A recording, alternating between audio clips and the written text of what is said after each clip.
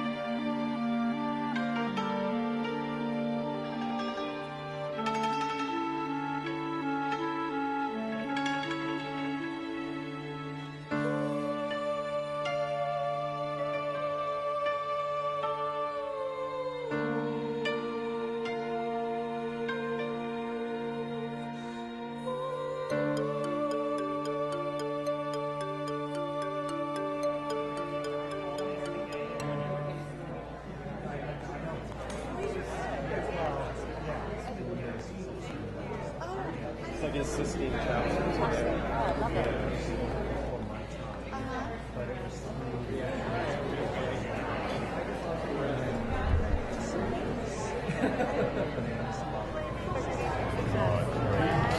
So welcome to your show. Thank you very much. I met Jim at Art Center in, I think, 1971. We all wanted to be illustrators, and you know, none of us had any real formal training. So we were a bunch of baby birds, and we came to Art Center. And Art Center was like when you find your tribe, and you find all these kids that you never knew existed. Richard was my animation teacher at Art Center, and a real inspiration. I used to teach people in my class to make a short film and use the animation camera, and how to do all the basic moves on the animation camera. And it's amazing what these bright students, you know, could do just in one class. Jim did a great animation piece in my class of the character study of a person who's actually here now. And I recognized her immediately. He caught her gestures, her movement. I've never seen anything like it since.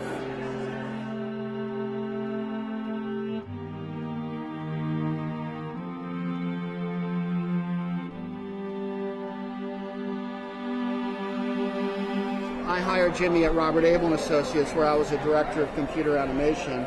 And I was looking for a very special illustrator animator for a job I was doing that incorporated an M.C. Escher birds and fish animation. And one of our mutual friends said, hey, I just saw an animated film by this amazing artist named Jim Barrett, and the animation just breathed, and like the characters just were alive. And I went, okay, well, I'm going to give him a call.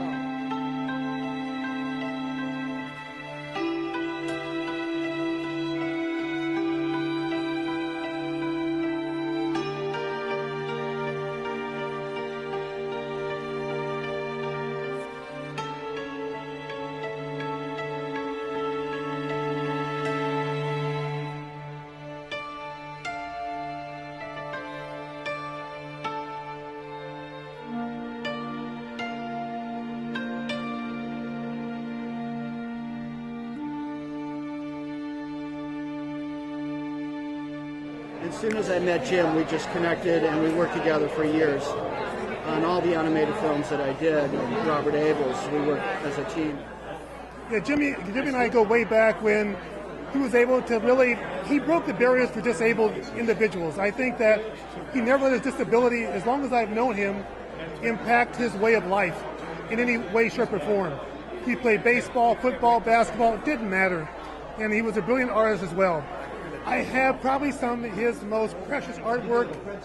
He did an art school. It's a collection of blues musicians that he did with pencil and ink, and it's an amazing collection. It's probably my most prized possession.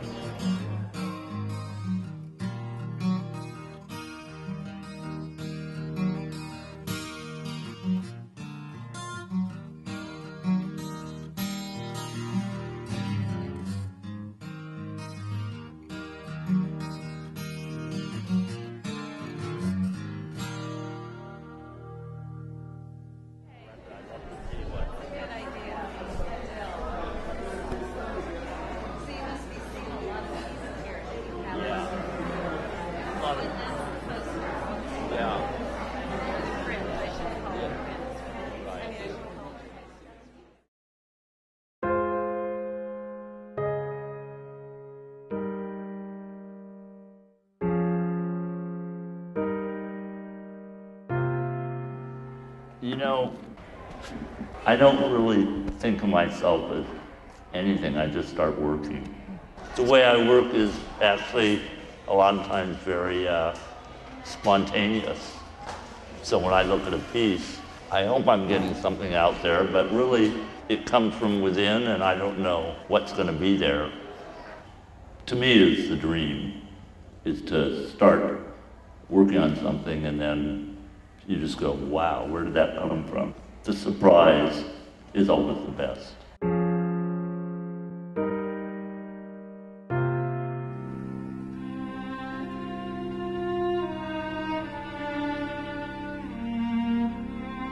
I found the burnt piece of wood, and then that suggests something to me, and then I add a figure that I think will work. But again, it's the spirit of people in an often hostile environment. And mostly I live by the golden rule, which is do unto others. And part of it is just knowing that whatever you see, you know that something is happening in them that happens to all of us at some time or another. And in that instance, we are all related.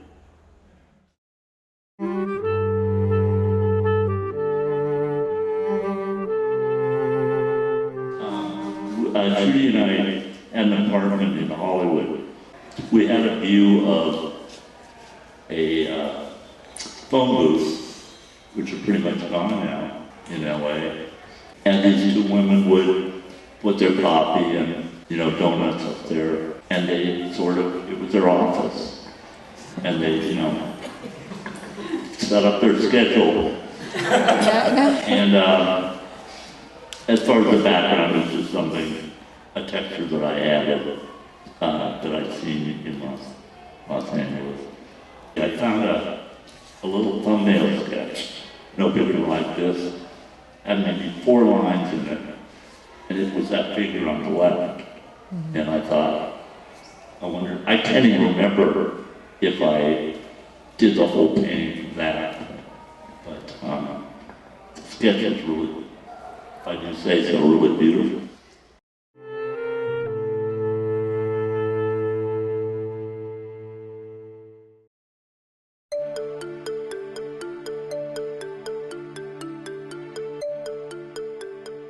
One of the commercials I worked on at Robert Abel was for Benson Hedges cigarettes.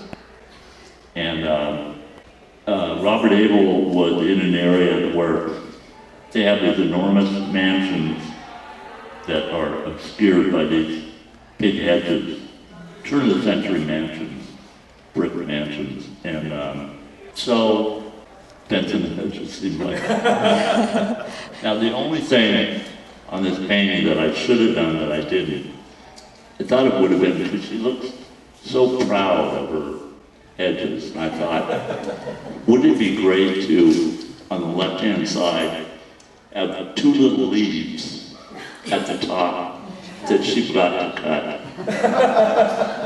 But, you know, they say that you finish a painting, but you don't. I mean, I could rework all of these right now, if I could.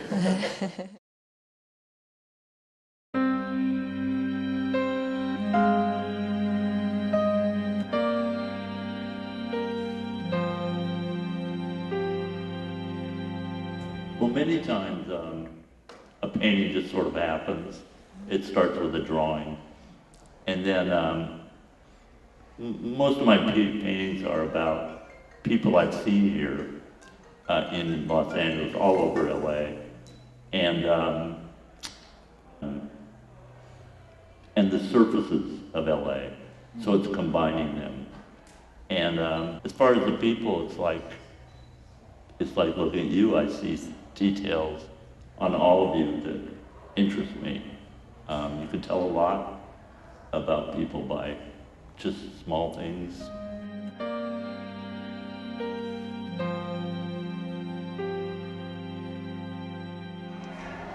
The way I work is actually a lot of times very spontaneous. So when I look at a piece, I hope I'm getting something out there, but really it comes from within and I don't know what's going to be there. But I had a lot of people come over and just say they're moved by it, which just is kind of surprising to me, but very gratifying. Well, I had a friend named Jim Hyman, and he was in charge of coming up with this sculpture, and or the statuette. And to be honest with you, I really just made the drawings for it. The actual sculpture was done by a really talented guy, Eddie Sayans, and he was a hell of a sculptor.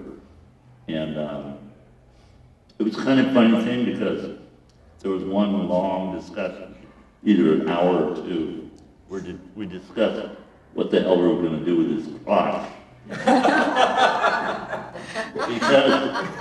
because it's an award for men and women, so you want to kind of make him androgynous, you know. But you know, this discussion went on for probably 2 hours. So you know, a lot of people don't know my humor, so they kind of looked at me like, "What are we going to do?" And I said, "Why don't we make it into a bottle opener?" So you can just walk up there and pop your beer on it. You know? We finally decided on something, and it's bronze.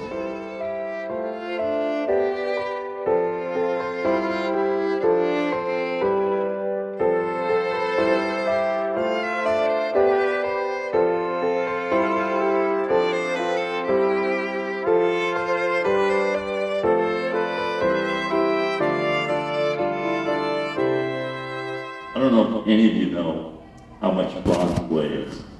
It is heavy. So I think the Academy Award weighs 8 pounds. This thing weighed 11 pounds. Because that piece of marble it was put on too. And Screen Actors Guild, the Lifetime Achievement went to George Burns. Now George Burns is probably about 95. This thing probably made way more than he did. So what they did was, they cut the commercial.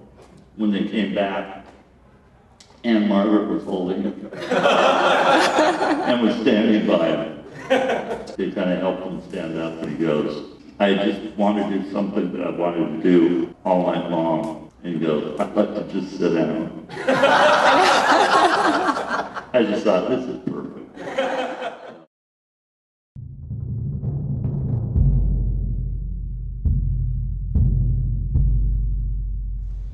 I don't know why I decided to do something that's so political and, you know, but I began this in Venice actually, right off Pico. I had a studio.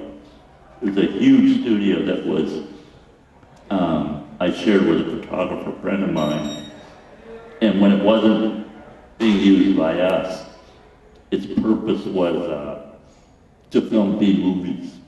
Had no windows at all. So that probably was a reason to do something that didn't involve people I'd seen.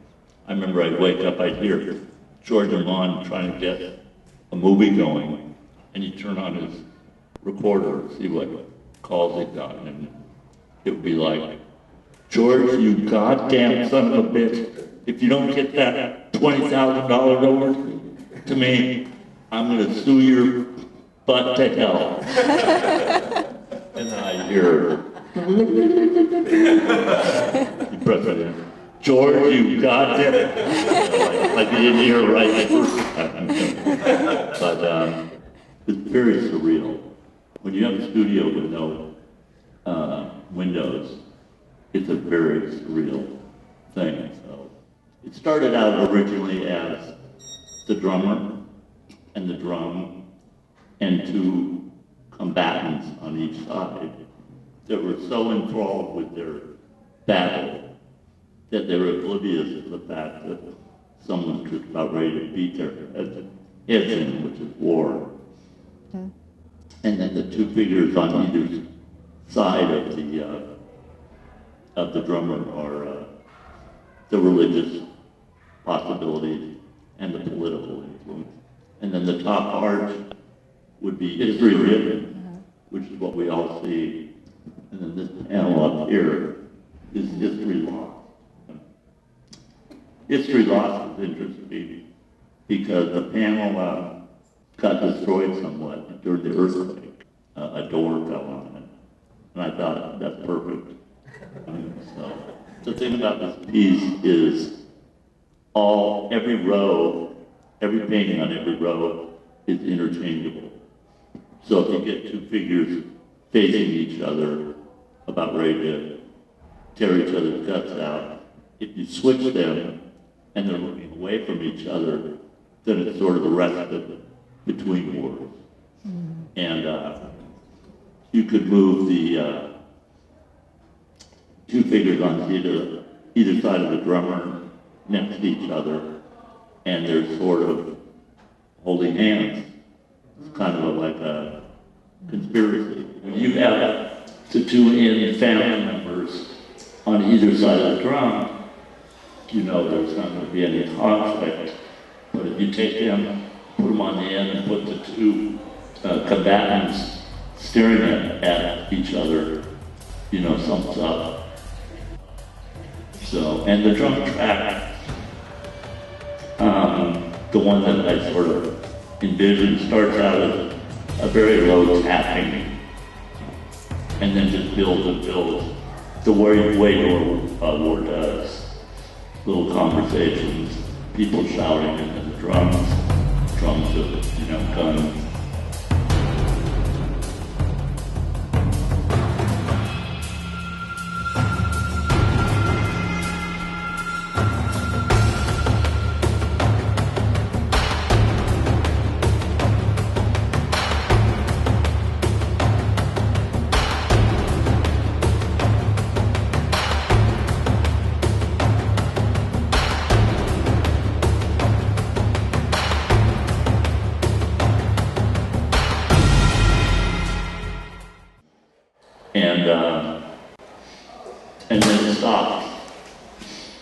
And then hopefully the next time humanity hears these those happening, they start to recognize that, okay, here we go again, we gotta stop this.